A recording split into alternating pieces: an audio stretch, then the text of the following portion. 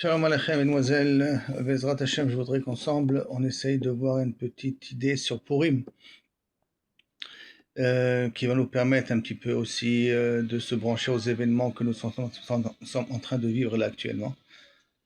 Et qu'en espérant toujours que de cette Géoula Venafachu, qu'on soit zoché à une vraie Géoula Krova très très proche, maintenant avec le Gilou de Akadosh Baruch Hu. On voit dans la Megillah que Haman a trouvé comme bonne solution pour se débarrasser de Mordechai, de construire un arbre de 50 amot. Et cette idée lui vient de sa femme, de ses conseillers. Et bien entendu, la question qui s'impose, c'est qu'est-ce qu'il y a de spécial? Après une potence de 50 amot, Haman, il est hyper content. Waouh, on a réussi à trouver la solution au problème.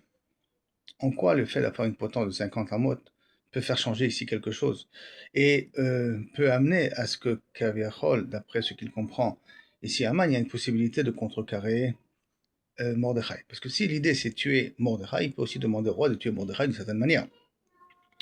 Bon, c'est vrai qu'il y a des commentaires qu'on a déjà vus ensemble, si vous vous rappelez, que l'idée c'est que c'est une pendaison publique, c'est comme si c'était un affront au roi, comme ça on va pas l'accuser qu'il l'a tué pour lui, mais il l'a tué parce qu'il a voulu faire un affront par rapport à la royauté. Ok, ça c'est un pile pshat, c'est après l'explication littérale même. Mais si nous allons essayer d'approfondir un petit peu plus, qu'est-ce qu'il y a de spécial dans 50 ramots? J'aurais pu faire un arbre de 30, j'aurais pu prendre d'une autre manière. 50, c'est quelque chose qui sort de l'ordinaire. Premièrement. Deuxièmement, on a dit que Chazal, que la fête de Pourri, c'est une fête qui sera éternelle. Ça veut dire qu'elle continuera à exister même après la venue du Mashiach. Et même plus que ça, Chazal nous dit que les autres fêtes disparaîtront et la fête de Purim restera. Bien entendu, c'est un peu difficile à comprendre. Comment c'est possible que les autres fêtes vont disparaître, la sortie d'Égypte, le don de la Torah, ce sont des événements qui doivent rester. C'est pas possible qu'on va arriver à une situation que je va être mévatel ces fêtes-là. C'est sûr qu'il faudrait essayer de comprendre ça d'une autre manière. Donc, qu'est-ce qui se passe de spécial dans Purim?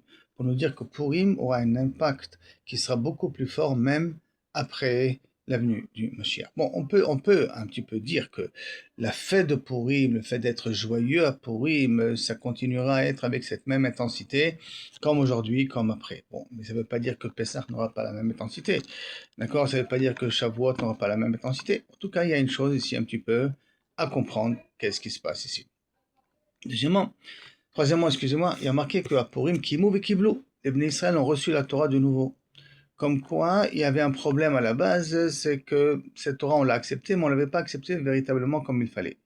Et à Purim, il y a eu une acceptation nouvelle. Et il faudrait essayer de comprendre qu'est-ce qu'il y a de spécial dans la Torah de après Purim pour qu'il y ait une nouvelle Kabbalat Torah, il y a une nouvelle don de la Torah, une nouvelle acceptation de la Torah. Qu'est-ce qui a pu changer avec Matan, avec Purim elle-même.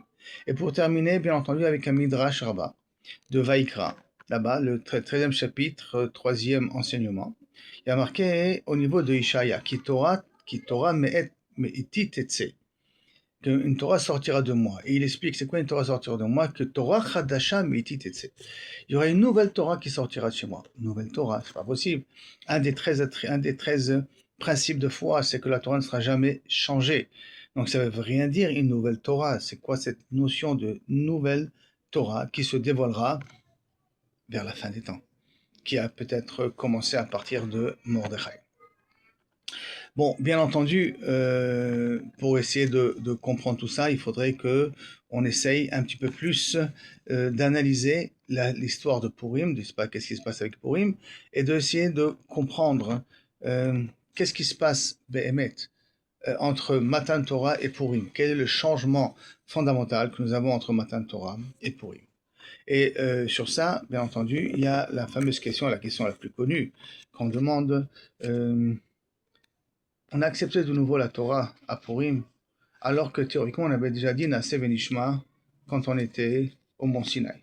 Et quand on était au Mont Sinaï, nous connaissons tous très bien le Midrash, qui dit que HaKadosh Baruch Hu, il nous a mis une montagne au-dessus de notre tête. Bien entendu, il ne faut pas forcément le comprendre ça à la lettre, comme explique le Maharal. Ça veut dire quoi, il a mis une montagne au-dessus de nos têtes? C'est que son dévoilement était tellement puissant, tellement fort, qu'à ce moment-là, il n'y avait plus de doute qu'on était obligé d'accepter ce qu'Akadosh Baruch Hu dit. Néanmoins, c'est de comprendre pourquoi Akadosh Baruch Hu a eu besoin de nous stresser à ce niveau-là, en nous mettant dans une situation de non-retour, où c'était pas une possibilité, parce que où on accepte, ou on meurt. C'est où on meurt, ou on disparaît. Il y avait pas vraiment, véritablement le choix. Et disparaître, ça veut dire que tout simplement, il n'y a pas de libre arbitre. Je suis imposé presque à recevoir cette Torah. Mais pourtant, on a déjà dit Nassé Benishma juste auparavant. Alors où est le problème véritablement? Si ce n'est que, si on va là-bas dans Tosfot, ou même si on va dire un petit peu avant Tosfot, il y a une explication aussi du Maharal, c'était un petit peu pour nous violer, de sorte que lorsqu'on a été violé, jamais un violeur ne peut libérer sa femme. Donc ça veut dire celui qui l'a violée, s'il se marie avec elle, ne peut pas la libérer. Donc Akadosh Baruch Hu, de cette manière, ne voulait pas nous donner la possibilité d'être libéré, de se séparer de lui.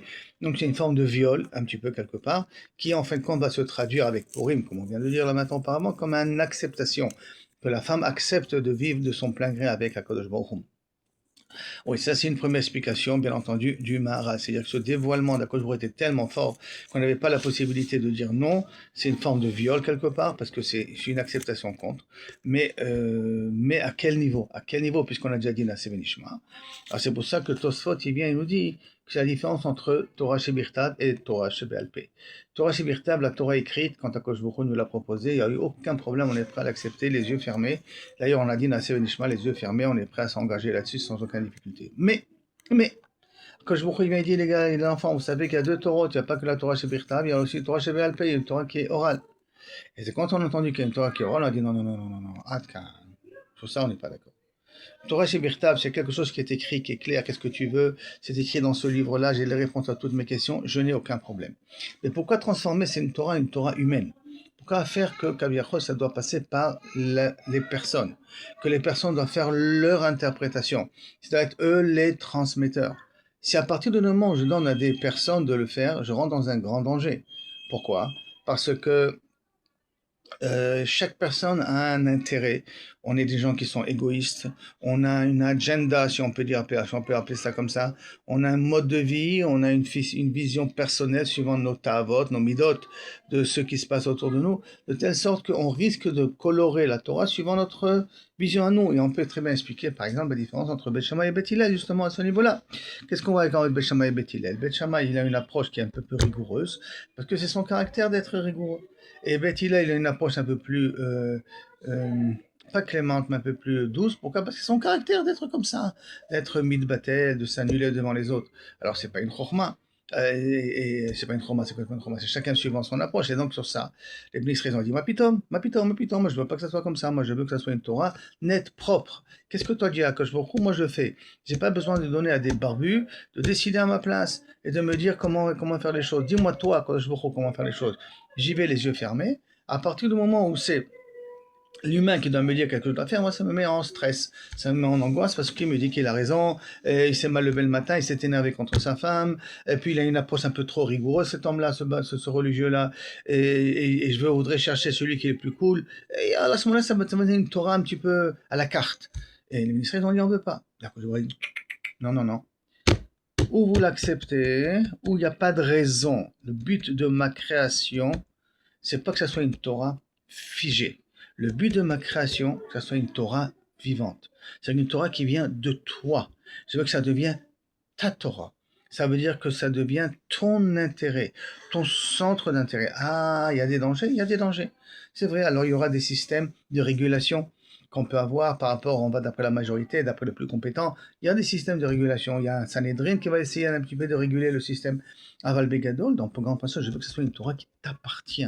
Parce que si je veux que tu sois mon associé, il faut que ça soit aussi ta Torah à toi.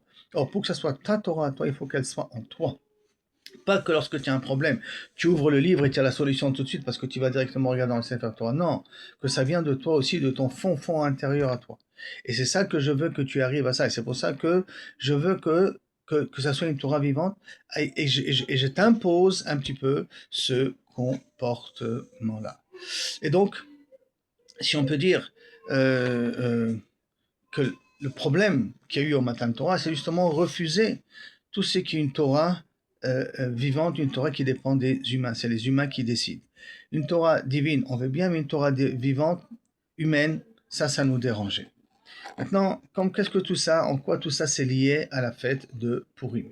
Alors, le livre de Tour Bareket, d'accord, qui ramène bien entendu au nom de Chazal, il est mégalé, au nom du Harizal aussi, que Kavichol à Purim, donc l'histoire de Purim avec l'histoire de Mordechai, il va se dévoiler une Torah qui vient qu'il appelle Nidgala Shoresh, la racine de la Torah dans le Chokhmah, dans l'intelligence d'en haut. Ça veut dire quoi la racine? Ça veut dire qu'il y a ici, il y a quelque chose de beaucoup plus profond de Matan Torah qui se dévoile à Purim. Quelque chose de beaucoup plus profond, à tel point que qui a marqué dans la Gemara de Megillah, que Mevatlim Talmud Torah Bishvil Mikra Megillah. On peut arrêter l'étude de la Torah pour la Mikra Megillah. Si je peux arrêter, ça veut dire que les lectures de la Megillah, c'est-à-dire l'histoire de la Megillah, l'événement de la Megillah, a un enseignement beaucoup plus fort que ce que la Torah, elle nous enseigne. Et pour ça, essayons de vérifier du point de vue historique ce qui s'est passé depuis qu'on a reçu la Torah. Excusez-moi, depuis la fête de Purim, qu'est-ce qu'il y a de spécial qui s'est passé? Qu'est-ce qu'il y a au point de vue historique? Quels sont les grands changements qu'on peut voir? Alors déjà, premièrement, on passe entre avant Matan Torah et après Matan Torah, entre une anaga, un comportement d'Akash Baruch Hu miraculeux, un comportement d'Akash Baruch Hu, c'est du miracle naturel. Comme nous savons tous très bien que toute la Megillat Esther, on peut l'expliquer entièrement, logiquement, naturellement, sans difficulté. Ça veut dire que c'est quelque chose qui passe par maintenant une certaine logique. C'est plus le grand miracle de la traversée de la mer Rouge, des météorites qui tombent du ciel, des plaies qui nous accompagnent, un temple avec des miracles. Non, c'est fini tout ça. Tout ça s'arrête, et d'ailleurs toute l'histoire de la Megillah, tu peux l'expliquer naturellement sans aucune difficulté. Donc on passe d'un système qui est un système miraculeux où Akash Baruch Hu se dévoilait en grande pompe, où Akash Baruch Hu devient caché. Retenez ça parce que ça va nous aider un peu mieux à comprendre par la suite toutes nos interventions où elles arrivent à ce niveau-là. Deuxièmement aussi, c'est qu'on passe d'un massacre de tzaddik ve tovlo à un tzaddik ve ralo. Avant l'histoire de la Megillat Esther, les tzaddikim étaient protégés. Moshe Rabbeinu, quand on vient le tuer, son cou devient comme du marbre. Chania, Michel et Azaria, quand le roi Nabucodonosor le jette dans la fosse à lion, excusez-moi, dans la fournaise ardente, ils sont sauvés. Abraham, il est sauvé. Daniel, dans la cage à lion, il est sauvé. Ça veut dire qu'Akadosh Baruch Hu, même s'il a fait souffrir les tzadikim, mais à un moment donné, il vient, il les délivre. Il y a un genre de miracle. Alors que, après Purim, comme on a dit que les miracles ils disparaissent, la Hanaga, le fonctionnement d'Akadosh Baruch Hu passe à un autre niveau, un niveau de tzadik veralo. Ça veut dire que tu as plein de questions, tu peux être un tzadik gamo, tu as plein de questions, tu comprends pas pourquoi, et avec tout ça, tu te poses la question, Akadosh Baruch Hu, où tu es, je fais tout ce que j'ai besoin de faire pour être proche de toi, et tu me refuses, et tu m'aides pas, pourquoi tout ça? Si vous voulez un petit peu la grande différence entre Moshe Rabbeinu et Rabbi Akiva, hein, quand Moshe Rabbeinu il a demandé à qui montre-moi qu'est-ce qui se passera avec Rabbi Akiva, il voit un Rabbi Akiva, un Talmid Racham hors norme. Et après cela, quand il vient, il lui montre-moi sa fin, il lui montre une fin terrible. Il est dépecé avec des peignes en fer. Et quand il lui demande Zetora Vezesrara, il lui dit tais-toi, pourquoi? Parce que Moshe Rabbeinu ne peut pas comprendre la notion de tzaddik veralo. Tzaddik veralo, ça n'existe pas pour lui. Il a promis tout au long de la Torah que si tu fais, tu seras récompensé. Si tu ne fais pas, tu seras puni. Donc ça veut dire pour Moshe Rabbeinu, toute la Hanaga, c'est une Hanaga d'intervention directement d'Akadosh Baruch Hu, ça doit être tout un miracle obligatoire. Or là, ce qui se passe là maintenant, c'est que ça va être Tzadik Veralo. La personne elle fait des mitzvot et tout, et elle peut avoir une fin tragique. Mais, la grande différence, c'est que Rabbi Akiva, lui, il a compris Tzadik Veralo, parce qu'au moment où il souffre, c'est au moment où il sourit, tellement que les élèves lui ont demandé qu'est-ce qui se passe, comment tu es capable de pouvoir rire dans une situation pareille, si ce n'est que, à ce niveau-là, Rabbi Akiva, il a compris, qu'est-ce que c'est dans le mal, la main d'Akadosh Baruch Hu. Et ça, on retrouve aussi des fois dans la Shoah, ce que ramène le Rabbi Israël Tauber, à ses oncles, quand il faisait tabassé, il se faisait frapper, et quitte après aller dans les chambres à gaz, il allait avec le sourire. C'est-à-dire qu'il comprenait dans le mal l'intérêt du mal. C'est vraiment un niveau très haut, mais un niveau qui est capable de se réaliser après l'histoire de Purim. Après l'histoire de Purim. Qui fait qu'il y a deux grandes anagotes dans l'anaga d'Akadosh Baruch Hu. En retour, la base est Emunah et Bitachon. Il y a une anaga de Emunah et Bitachon où je fais entièrement confiance à ce que Kaviachol, je fais entièrement confiance à ce qui se passe. Il n'y a aucun problème là-dessus. Ça veut dire que ce que j'ai besoin, je demande à Kadosh Baruch Hu, je l'obtiens automatiquement. Et il y a un autre type d'anaga d'Akadosh Baruch Hu, des humains par rapport à Kadosh Baruch Hu, c'est Tamim Tiyem Hashem Elokecha. Tamim Tiyem Hashem Elokecha, ça veut dire qu'ils acceptent tout en baissant la tête, en ne posant pas de questions. Pour moi, c'est barour que tout est dans les mains de Boré Olam. Ce Tamim Ti Hashem Elokecha va faire que, quel est notre Olam Haba qu'on aura après, c'est combien de fois on a réussi à faire entrer Akadosh Baruch Hu dans notre quotidien. C'est comment faire entrer Akadosh Baruch Hu dans notre quotidien, de comprendre qu'Akadosh Baruch Hu, il sait exactement ce qu'il a besoin, ce qu'on a besoin de nous. D'accord? C'est comme si je voudrais représenter ça à deux situations. Ou par exemple, quelqu'un qui vient et qui dit, Akadosh Baruch Hu, bien, tu dis, écoute, tout ce que tu veux, je peux te le donner. Tout ce que tu veux, tu me demandes sincèrement, je te donnerai. Mais je ne suis pas garant de ce qui se passera après 120 ans. Pourquoi? Parce que peut-être tu as tout obtenu sur Terre. D'un autre côté, Akadosh Baruch Hu dit, laisse-moi gérer. Mais ton Alam, je te garantis, il sera extraordinaire, il sera très beau. Bien entendu, dans une situation pareille, je suppose qu'on choisira la deuxième version que plutôt la première. Et bien c'est un petit peu la même chose. Tamim Tihem Hashem Elokecha. Il faut que tu sois simple. C'est quoi simple? Tu acceptes les xéros d'Akadosh Baruch Hu avec le sourire. Et en sachant qu'Akadosh Baruch Hu, il sait exactement où il nous amène, même quand ça fait mal. Ça veut dire que quand Akadosh Baruch Hu, il passe du système miraculeux au système naturel, au système où il se cache à travers la nature, ça veut dire que maintenant, tout anaga, ça va être Tamim Tihem Hashem Elokecha. Et ça, c'est une anaga qui est une anaga de base. Pourquoi c'est une anaga de base? Parce que quand on dit Bereshit bara Elokim, et Bereshit bara Elokim, c'est qu'Akadosh Baruch Hu, il a créé avec la rigueur. La rigueur, ça veut dire les lois naturelles. Bon, on peut expliquer la rigueur sans intransigeance et tout, mais en tout cas, on peut expliquer aussi Bereshit bara Elokim, ça veut dire des lois de rigueur, ça veut dire la loi naturelle. Et entre une anaga, un comportement de loi naturelle et une loi miraculeuse, Hachem, il préfère que ça soit une loi naturelle. Pourquoi? Parce que ça viendra à ce moment-là de ton propre libre arbitre pour accepter ce qu'Akadosh Baruch Hu te dit ou pour y croire en Akadosh Baruch Hu. Donc, ce qui se passe là maintenant, c'est que le vrai tikkun de Malchut Shaddai, le Takem Malchut Shaddai, on dit pourquoi on est sur terre, pour réparer le trône céleste. Comment réparer le trône céleste? C'est dans le moment le plus obscur. Ça veut dire le moment où on va boire dans le vin, on va être dans le moment le plus ivre, on va pouvoir faire sortir les nitzotzot, faire sortir les étincelles et les faire remonter vers Akadosh Baruch Hu. Spécifiquement dans ces moments-là. Et ça va commencer à partir de Purim. À partir de Purim jusqu'à maintenant, on est toujours en galoute, d'accord, mais une galoute où Akadosh Baruch Hu se dévoile doucement, doucement à travers le miracle. Si on regarde maintenant les événements, par exemple de la guerre qu'on est en train de vivre là maintenant, c'est actuellement là, ce qu'on a réussi avec Shagat Hari, d'accord? Une chose incompréhensible, ils savaient très bien qu'on allait attaquer à tout instant. Qu'est-ce qu'ils avaient? Tous les chefs se réunir ensemble. Ça va dans la tête. Si ce n'est qu'Akadosh Baruch Hu leur a fait rentrer ça dans la tête et que ça nous a donné la possibilité de les avoir, Baruch Hashem, sans compter Bichlal, le Am Kalavi, c'est cette guerre-là d'Am Kalavi qu'on peut raconter. Et là, on est en train de vivre les événements et Bezrat Hashem, on va avoir des Nissim Gedouim qui vont continuer à se réaliser pour pouvoir écrire un nouveau chapitre dans la Bible des événements que nous vivons là-bas, qui est tout naturel. Hein. On a des aviateurs, on a des armes, on a des F-35, on a des F-15, on a des F-16, on a l'Amérique avec nous, on a tout, on a tout, on a tout, on a tout. Et pourtant, Akadosh Baruch Hu, il nous fait tirer les ficelles, et c'est lui qui arrive à manigancer que tout se réalise comme il faut que ça se réalise, de telle sorte que c'est incompréhensible. Je sais combien que Baruch Hashem, j'espère que ça va continuer comme ça, en sachant très bien que sauf les goïms vont nous accuser, ça il faut savoir, parce qu'ils vont dire que toute cette guerre c'est à cause de nous, c'est nous qui l'avons cherché, c'est nous qui avons forcé les Américains de le faire. D'ailleurs le second de Trump, il a déjà dit, c'est pas notre guerre nous, c'est la guerre des Juifs. Qu'est-ce qu'on est obligé de rentrer là-dessus? Et ça commence à se dire dans le monde, ouais, c'est nous qu'on va chercher la guerre mondiale, c'est nous qu'on fermente la guerre mondiale, ça va se retourner contre nous. Ça, malheureusement, c'est écrit comme ça dans le Midrash de cette guerre-là de Édom contre Paras, qu'on va gagner la guerre contre Paras, il va gagner la guerre, mais après, ils vont malheureusement se retourner contre nous. Et il semblerait que les éléments commencent à se réaliser de cette manière-là. Mais en tout cas, tout ça naturel. Et dans ce naturel-là, il faut arriver à avoir la main d'Akadosh Baruch Hu. C'est ça toute notre avoda, c'est ça tout notre travail.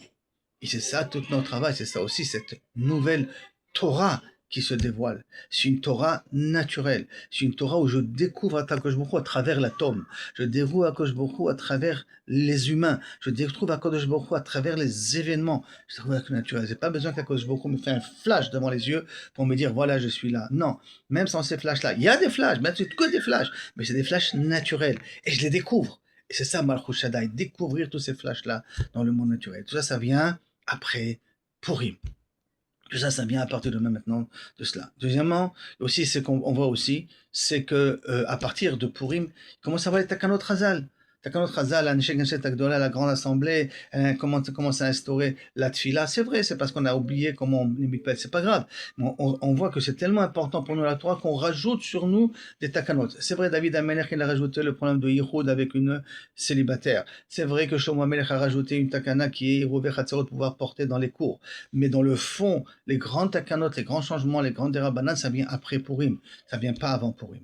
Et plus que ça vient après Purim, avant Purim. Même les Chachamim, ils arrivent à un niveau où ils interviennent dans la gestion du monde en demandant à Kodesh Baruch Hu de tuer le Yetzirah de Avodah Zarah, que nous savons tous très bien qu'un siècle de là, ils l'ont fait. Et après, ils ont crevé un œil du Yetzirah de Harayot.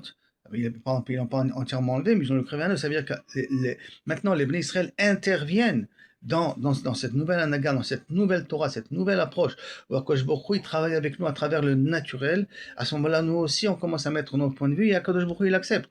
Et quand il dit Akadosh Baruch Hu, il accepte, ça veut dire qu'on est en train de lui dire, écoute, ce Yetzirah, tu le laisses, ce Yetzirah, tu l'annules. Et d'une certaine manière, on arrive à ce niveau-là. Donc si c'est comme ça, et si on comprend qu'il y a un grand changement depuis Purim, et qu'il y a un renouvellement depuis Purim, alors maintenant, on va essayer de comprendre un peu ce qui se passe avec Amalek. Après qu'on est sorti d'Égypte, sortant d'Égypte, pourquoi on est sorti? Parce qu'on est arrivé au 49e degré de Touma. Si on serait resté au 5e, on ne serait pas sorti. Maintenant que c'est le cas, on ne serait pas sorti. Ça veut dire que dans le 50e, comme c'est à un niveau ou de non-retour, alors à ce moment-là, Akadosh Baruch Hu ne peut pas détruire son monde. Donc il aurait été obligé de se dévoiler, mais un dévoilement d'Akadosh Baruch Hu sans notre libre arbitre à nous. Et un dévoilement d'Akadosh Baruch Hu sans libre arbitre à nous, ça veut dire qu'on ne mérite pas la sortie d'Égypte par nous-mêmes. On mérite la sortie d'Égypte que parce qu'Akadosh Baruch Hu, il a fait la sortie d'Égypte de lui-même. Et nous, on était amorphes, on était carrément assimilés, on ne pouvait plus bouger. D'accord? On était vraiment morts, puisqu'on n'avait plus la possibilité de sortir. Donc Akadosh Baruch Hu, il devait nous faire des électrochocs tout le temps. Alors que Akadosh Baruch Hu, il veut que ce soit une Torah, une libération qui vient de notre part à nous, de notre émouna à nous, de notre filote à nous. Donc Akadosh Baruch Hu, il était obligé de nous faire sortir avant la 50e degré de Touma.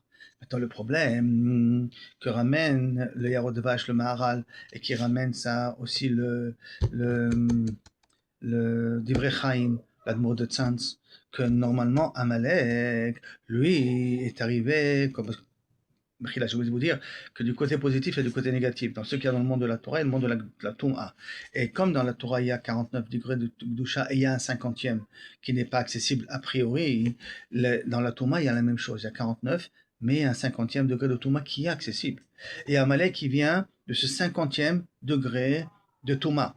Et comme il vient de ce 50e degré de Touma, Amalek s'est dit, oh là, les Bnei sont sortis avant la date. S'ils seraient restés jusqu'à la fin, ils auraient été tout Metaken. Ils sont sortis avant la date, parce qu'ils sont arrivés au 49e. Moi, j'ai eu le 50e degré de Touma. Moi, peut-être je vais les faire tomber. Moi, je vais venir le faire tomber. C'est pour ça, c'est quoi, ça, Lecha Amalek, Lecha, Lamed, Chaf, Lamed, c'est la gématrie à la valeur numérique 30, Chaf, c'est 20, 50. C'est Lecha Amalek, il t'a fait, il a voulu te faire entrer ici, dans le 50e degré de Touma. Et ça, c'est pour ça qu'il est venu nous faire la guerre, pour nous faire tomber là-bas et ne plus nous pouvoir nous ramener. Et d'une certaine manière, c'est peut-être ça que Haman il a compris. Quand on vient et on lui propose de faire un arbre de 50 amot, c'est quoi un arbre de 50 amot? Qu'est-ce qu'il y a de spécial dans les 50 amot? Non, c'est vrai que c'est 50 amot, mais ses copains lui ont dit, écoute, toi tu es 50e degré de Touma. Maintenant, les Bnei Israël ne peuvent pas arriver au 50e degré de Touma. Pourquoi ils ne peuvent pas arriver? Parce qu'il y a marqué de tout Gdusha. Parce que la seule manière, excusez-moi, de contrecarrer le degré de la Touma, c'est le degré de Gdusha. Et alors, 50e degré de Gdusha, c'est pas possible parce que Moshe Rabbeinu, il a voulu essayer d'y accéder, il n'a pas pu. Quand Baruch Hu lui a dit non, tu peux pas, tu verras mes arrières, tu ne pourras pas voir ma face, tu peux arriver jusqu'au 49e, tu peux pas arriver au 50e. Parce que justement, Moshe Rabbeinu, pour lui, le système qu'on a déjà expliqué auparavant, chez lui, c'est essentiellement Tzadik Vetovlo, un Tzadik qui réussit, pas un Tzadik Veralo. Donc il ne connaît pas ça, c'est 50e degré de Touma. Et c'est ça que, d'une certaine manière, qu'Aman aussi il a compris. Quand il a vu la date du 13 Adar lui tomber, le mois de Adar où Moshe Rabbeinu il est mort, il dit oh là, c'est super, j'ai gagné dans l'affaire. Je peux arriver à les avoir. Pourquoi? Parce que Moshe Rabbeinu il est mort à ce moment-là. Pourquoi? Parce qu'il ne peut pas arriver au 50e degré de Gdusha. Et moi, si je peux arriver au 50e degré de Touma, je peux les avoir, les Bnei Israël. Et je peux comme ça faire à Mordechai la même chose, parce que Biman Afshar, arrivé au 50e degré de Gdusha pour pouvoir me contrecarrer à moi, il va arriver, il va mourir. Ou sinon, moi je vais le faire tomber en 50e degré de Touma et moi je vais faire la voie. Donc l'idée des 50e, de l'arbre de 50 Amot, c'était justement cette idée-là que nous on va arriver par ces 50e degré de Touma qu'on peut arriver, puisqu'on est de Amalek, de pouvoir contrecarrer automatiquement Mordechai. Ça c'était son idée. Et comme on a dit, il a vu que Moshe Rabbeinu était mort. Mais ce qu'il n'a pas compris, c'est que c'est vrai que Moshe Rabbeinu il est mort le 7 Adar, mais il est aussi né le 7 Adar. C'est de quoi il est né? Normalement, il pose la question, le Chachamim, il demande, il dit, c'est pas, la phrase elle est mal écrite. Il a marqué, il est mort le 50e, mais il est né le 50e. Non, on aurait dû dire, il est né c'est pas le 50e, excuse-moi, il est mort le 7 Adar, il est né le 7 Adar. On aurait dû marquer, il est né le 7 Adar, et il est mort le 7 Adar. Pas il est mort le 7 Adar, et il est né le 7 Adar. Cette différence-là de langage, elle ne correspond pas. Et la main, C'est pourquoi c'est qu'il y a de spécial. C'est vrai que Moshe Rabbeinu est mort au 49e degré de Gdusha. Mais quand il est mort, il est arrivé au 50e. Et alors? Et dans Tikkun Zohar, il y a marqué que tous les tzadikim, tous les rabbanim, tous les chachamim qui s'occupent du Ham Israël et qui transmettent la Torah en Israël et qui font faire tchouva au Ham Israël et qui dirigent le Ham Israël, ils ont tous un nitzotz, une étincelle de Moshe Rabbeinu. Or, Moshe Rabbeinu, à sa mort, est arrivé au 50e. Donc ça veut dire qu'il donne à chaque Tamid Chacham une possibilité aussi d'arriver au 50e degré de Gdusha. Et ça, Aman ne l'avait pas compris. Et c'est pour ça qu'il a marqué que Moshe est mort et Moshe est né le Setada. On termine avec le fait qu'il est né le Setada. Et donc à ce moment-là, ce qui se passe, que ce Mordechai, Ish Yehudi, chaque fois qu'on dit Ish, le Midrash dit Ish parce qu'il est comme Moshe Rabbeinu. Justement parce que Mordechai lui est arrivé au 50e degré de Gdusha. Et comme il peut arriver à ce 50e degré de Gdusha, ça veut dire pas cette anaga là, qui passe suivant les lois naturelles. Et quand on voit Kadosh Baruch Hu à travers le naturel, c'est ça le chidouche, de voir Kadosh Baruch Hu à travers le quotidien, de sentir comment Kadosh Baruch Hu, même dans la difficulté, il est avec nous. Afilouch, Bastara, Shebetoch, Astara, dans l'obscurité, de l'obscurité au carré, Aniomed, à Kadosh Baruch Hu, je sais que tu es là-bas, je sais que tu es présent, et j'ai confiance en toi, et je sais que tu vas venir m'aider même de là-bas, ou même tu vas même pas m'abandonner, que tout y a une raison, et je ne perds pas aucun espoir. Cette situation-là, c'est d'arriver au 50e degré de Gdusha, de pouvoir voir dans la plus grande difficulté la main d'Akadosh Baruch Hu.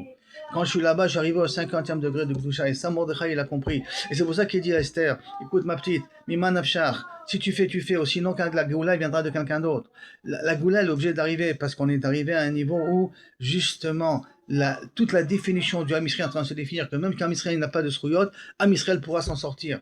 Parce que c'est lui qui va représenter Akadosh Baruch Hu dans le monde, donc il ne pourra jamais disparaître. Et la Géoula, elle viendra de façon naturelle. C'est pour ça qu'Esther, tu dois la faire toi aussi, de façon naturelle. Donc, à ce moment-là, ce qui se passe, c'est que si on comprend bien, c'est que depuis Purim, on a dévoilé que même lorsqu'un Israël n'a pas de Srouyot, comme dit dans le Zohar, ça s'appelle Dormita, même quand Israël n'a pas de Srouyot, comme Israël dort, Yeshno Am, un peuple qui dort. Il y a encore un peuple qui dort des mitzvot, qui dort de tout. Même dans ces situations-là, ou comme si on a l'impression qu'Akadosh Baruch Hu s'est entièrement retiré. Non, si on arrive à le voir comme Mordechai, à ce moment-là, on voit qu'Akadosh Baruch Hu il est aussi là-bas.